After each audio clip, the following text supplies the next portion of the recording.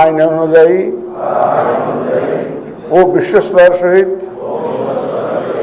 পালন করিব। ত্রয়োদশ জাতীয় সংসদ নির্বাচনে ৫১টি দল নির্বাচনে অংশ নিলেও সংসদে প্রতিনিধিত্ব নিশ্চিত করেছে ৯টি দল।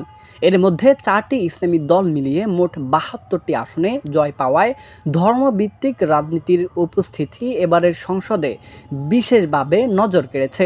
স্বাধীনতার পর এই প্রথম একাধিক ইসলামী দলের প্রতিনিধিত্ব দেখা যাচ্ছে জাতীয় সংসদে ইসলামী ধারার দলগুলোর মধ্যে সবচেয়ে বড় সাফল্য পেয়েছে জামাতে ইসলামী।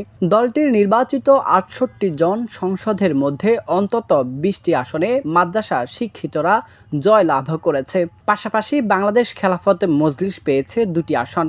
ইসলামী আন্দোলন বাংলাদেশও খেলাফত মজলিস পেয়েছে ১টি করে আসন। তারা সবাই কওমি ও আলিয়া মাদ্রাসার আলেম। বাংলাদেশ খেলাফত মজলিস রিকশা প্রতীকে ময়মনসিংহ ২ ও মাদারীপুর ১ আসনে জয়লাভ করেছে।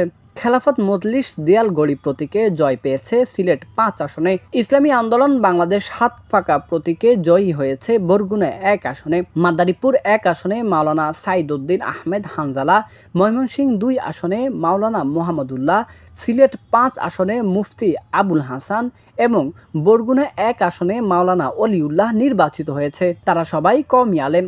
এছাড়া জামাতে ইসলামী থেকে মাদ্রাসা পড়ুয়া আলেম এমপিদের মধ্যে অন্তত ২০ জন রয়েছে।